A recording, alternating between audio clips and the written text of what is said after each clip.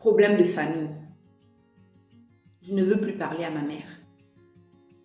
Oui, je n'ai plus envie de ça. Oui, tu as bien entendu. Pourquoi ma fille ne me parle pas?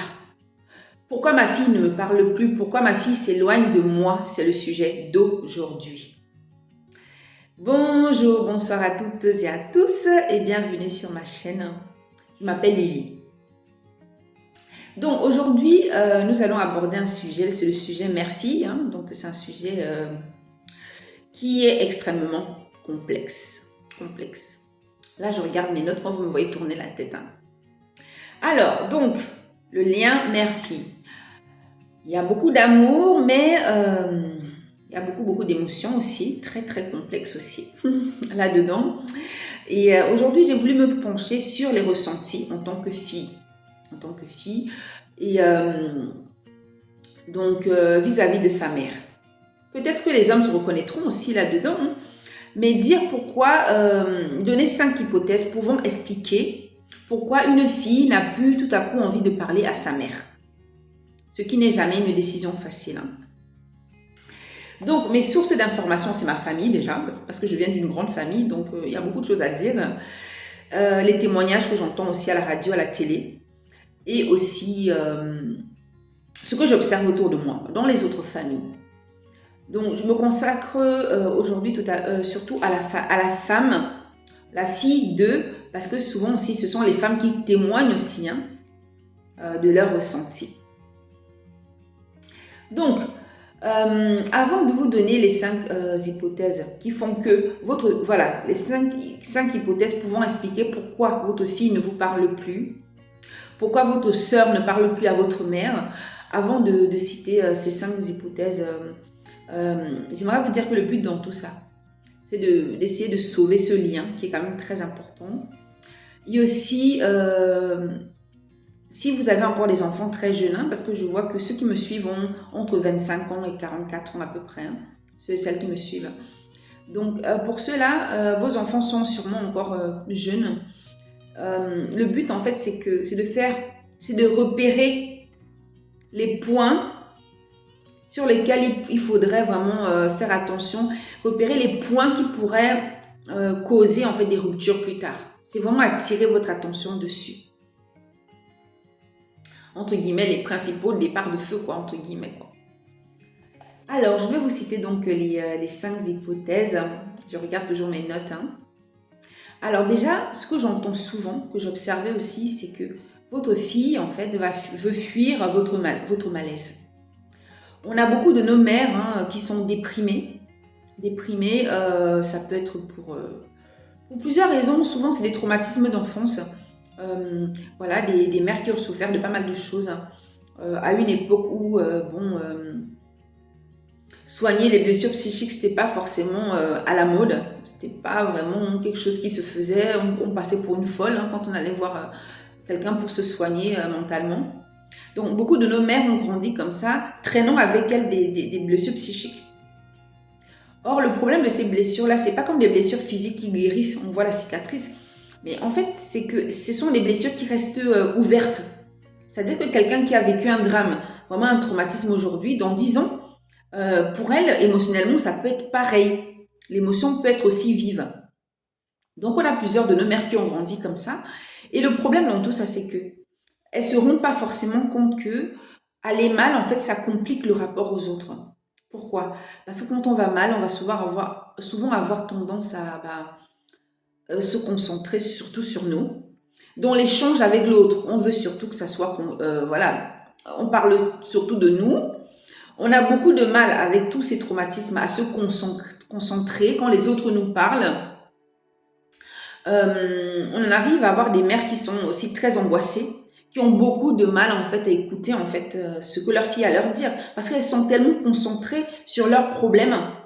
Et le traumatisme qui leur prend beaucoup d'énergie fait aussi que elles n'arrivent pas en fait à entrer dans un lien sain avec leur fille. Elles n'arrivent pas parce qu'elles sont toujours en train de souffrir. Dans l'échange, on sent cette souffrance. Dans l'échange, on sent que votre fille sent que quand elle échange avec vous, vous n'êtes pas vraiment là. Et si, bon, aussi quand je parle aussi de votre mal-être, que votre fille fuit, c'est aussi qu'il y a des mères aussi qui peuvent devenir un peu des mères un peu harceleuses. La mère va envoyer je ne sais combien de fois, combien de messages par jour pour vérifier si sa fille est toujours en vie. Vous voyez, ces mères-là ne se rendent pas compte qu'elles sont très angoissantes pour leur fille. Très angoissantes. Moi, j'en avais une jeune femme qui m'expliquait que franchement, après avoir échangé avec sa mère, elle était épuisée. Elle était épuisée. Sa mère, malgré elle, lui prenait beaucoup d'énergie. Épuisée parce que l'échange était trop compliqué. Trop compliqué, notamment pour toutes les raisons que je venais de citer tout à l'heure. Et elle me disait, bon, j'ai beau dire à ma mère, soigne tes blessures, mais elle ne voit pas l'intérêt et elle ne voit pas combien, du coup, c'est lourd d'échanger avec elle. Donc, si j'ai un conseil vraiment pour les mères qui ont vécu pas mal de choses difficiles dans leur vie, c'est se faire soigner, en fait. Parce que vos filles, à un moment donné, pour sauver un peu leur peau, oui, pour elles ne pas se rendre malades, elles sont parfois obligées de limiter le contact avec vous. Pour elles préserver leur santé mentale. C'est dur, hein? Mais ici, on est sur la chaîne où on parle de ce qu'on ressent, des émotions. Voilà la vérité que vos filles ne vous disent pas forcément. Deuxième point, alors. Votre fille ne se sent pas assez entendue. Je vous explique. Parfois, et dans les familles, il peut arriver, je regardais mes notes encore, quand je tourne la tête, il peut arriver qu'il y ait des petits conflits entre frères et sœurs, tantes, oncles. Et les mères, des fois, elles peuvent avoir tendance à vouloir écouter que la version des faits des aînés. Je sais que dans les familles africaines, c'est souvent ça aussi. Je l'ai beaucoup observé dans les familles africaines, où la mère, si elle voit sa fille Julie en conflit avec sa tante Germaine, la mère a plus envie d'écouter la tante Germaine. Et du coup, sa fille Julie ne se sent pas assez entendue. Or, il y a des choses qui pourront t'échapper. Si tu écoutais la version des faits en tant que mère de ta fille Julie, tu pourrais te rendre compte que peut-être que tata Germaine n'a pas tout à fait raison sur tous les points. Et sortir de la logique où on pense toujours que les aînés ont forcément raison. Non, pas forcément. Donc, le fait que tu ne t'arrêtes pas à écouter la version des faits de ta fille aussi fait que ta fille, elle se dit à la fin, en fait, ma mère, en fait, que je parle pas, en fait, ça sert à rien, je lui parle, elle ne m'entend pas. Elle ne m'entend pas, elle ne me considère pas assez, elle écoute toujours plus les autres. C'est ça, en fait. Ça fait que ça, à force, une fois ça va, deux fois ça va, mais à force, en fait, votre fille considère que à quoi bon parler? Pourquoi dépenser mon énergie pour parler si ma mère, en fait... finalement, elle a même pas envie d'entendre ce que je dis. Et ça, c'est une chose que j'ai beaucoup entendu. Beaucoup entendu. Les jeunes femmes qui disaient qu'elles étaient épuisées avec le lien avec leur mère, qui pensaient en fait à s'éloigner, à couper les ponts avec leur mère, tellement leur mère, elle se sentait pas entendue. Pas assez écoutée, pas assez entendue par leur mère. Et là, ce n'est pas le cas des mères qui vont forcément très mal, comme dans le premier cas. Ça, c'est vraiment les mères qui ont plus tendance à accorder de l'importance à ce que disent d'autres personnes que ce que dit leur propre fille. Alors, avant de passer à la troisième hypothèse, j'aimerais vous dire que, bon, déjà, merci d'être toujours là. Si le sujet te plaît, n'oublie pas de liker, de t'abonner et aussi de donner aussi ton avis dans les commentaires, si tu te reconnais dans ce que je dis. Troisième hypothèse.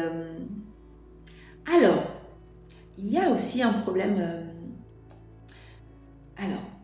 de jalousie vis-à-vis des frères et sœurs aussi.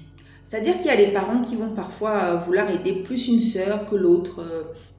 Vous avez par exemple des enfants qui ont grandi, vous êtes devenus grand-mère. Il se trouve que, bon, finalement, vous gardez plus souvent les petits-enfants de votre fille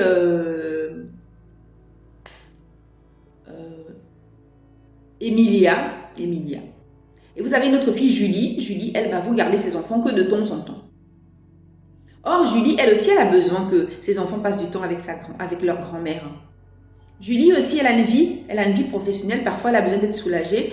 Mais oui, en tant que mère, tu décides d'avoir plus de temps pour les enfants d'Emilia. Vous voyez, ça peut causer aussi des tensions. Ça, c'est un exemple des enfants, mais juste pour dire que Les parents, les mères ne se rendent pas forcément compte. Hein. C'est pas facile comme, comme rôle mère. Hein. Moi, je suis pas mère moi-même, mais je suis tante et je vois combien ça peut être difficile de satisfaire un peu les besoins de chaque enfant, qui sont en plus très différents. Mais parfois, il faut prêter attention à ça, que certains enfants ne profitent pas plus que d'autres de votre disponibilité. Voilà, ça c'est important aussi. Hein.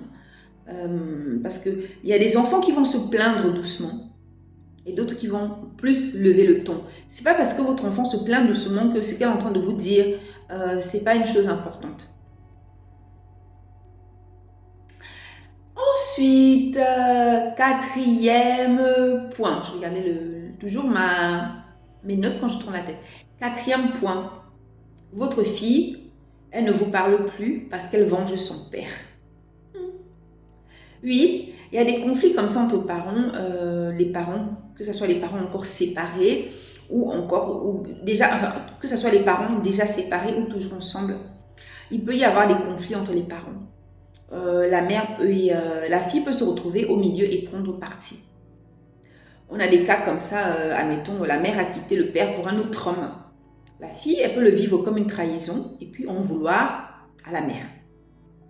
Ou aussi, ce qu'on observe malheureusement pour certaines mères, c'est aussi que c'est une réalité. Hein, quand il y a les conflits entre les deux parents, la mère peut arriver comme ça, peut essayer comme ça de monter la tête à l'enfant contre son père. Ça marche un certain temps.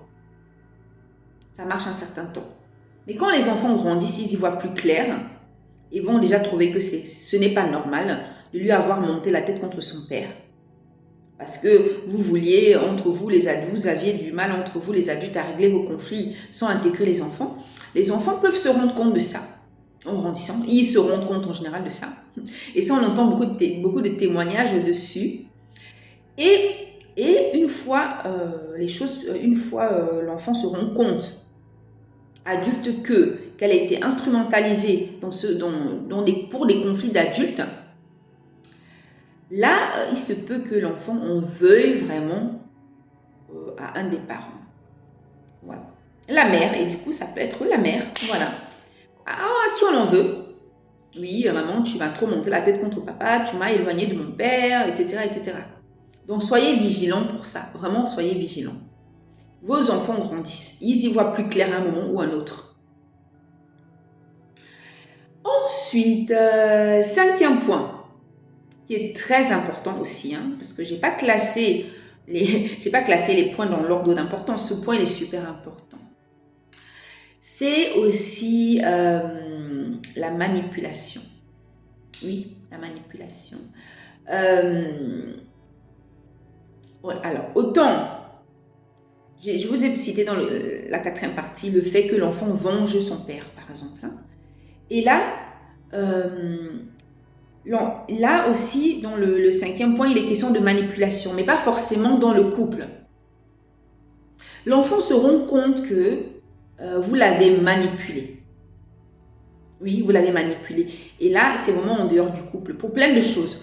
Vous l'avez manipulé parce qu'il y a eu je ne sais quel conflit familial, par exemple des histoires d'héritage concernant telle arrière-grand-mère. Vous avez voulu qu'elle prenne parti aussi. C'est proche du quatrième point, mais là, c'est vraiment en dehors du couple. Vraiment, manipulation en général dans la famille. L'enfant sent que vous l'avez manipulé pour obtenir son soutien. Manipuler, lui monter la tête contre certaines de ses sœurs, hein, de ses cousins, cousines. Vous avez mis en place un système en fait qui fait que elle a obtenu votre soutien par de la manipulation, par des mensonges. Et ça peut vous coûter cher aussi. Vraiment, c'est vraiment important en tant que mère de ne pas prendre nos enfants pour des... je vais rester polie. Pour des gens qui n'ont pas de cerveau. Pour des gens qui vont rester éternellement des bébés qui ne réfléchissent pas. Vous voyez, même les bébés réfléchissent, mais attention à la manipulation de façon générale. Que ce soit des manipulations même en ce qui concerne la vie en général. On a des parents comme ça qui passent leur temps à monter leurs enfants contre tel peuple. Oui, attention, ne fréquente pas les gens comme ça, de tel peuple, ils sont comme ci, comme ça. Et l'enfant grandit et elle se dit, mais ma mère me racontait que des mensonges en fait. Et elle s'éloigne. Déjà, alors j'aimerais vous dire finalement, c'est que plus il y a des enfants, plus il y a des problèmes. C'est-à-dire, j'entendais une psy dire que dans une famille, chaque enfant apporte son problème. Voilà pourquoi en fait la communication est très importante et vraiment être sincère avec chaque enfant. Parce que chacun va avoir en fait des attentes différentes comme je disais, mais chacun apporte son problème. Chaque enfant apporte son problème. Une qui va avoir peut-être le problème d'un des enfants, ça peut être que bon, elle a besoin de beaucoup d'attention, par exemple. Ou le problème de l'enfant, c'est qu'elle ne supporte pas la manipulation. Donc, parmi les 5 points que j'ai cités, selon les enfants, vous allez être plus ou moins sensible à tel point. Bon, on arrive tout doucement à la fin de cette vidéo. Si le sujet famille vous intéresse beaucoup, sachez que j'ai fait d'autres vidéos il n'y a pas très longtemps sur la famille. D'accord. Alors, je vous donne les titres et je les mettrai dans la barre de description. C'est un des sujets, c'est problème de famille, pourquoi ma grande sœur ne me parle plus. Deuxième sujet, problème de famille, repérer les 4 principaux départs de feu. Repérer les 4 principaux départs de feu. Ça, c'est un sujet qui est très intéressant aussi. Merci beaucoup de votre écoute, de votre fidélité pour ceux qui se sont abonnés il y a quelques temps et qui sont toujours là. Et je vous dis à très vite. J'attends vos avis en commentaire. À très vite.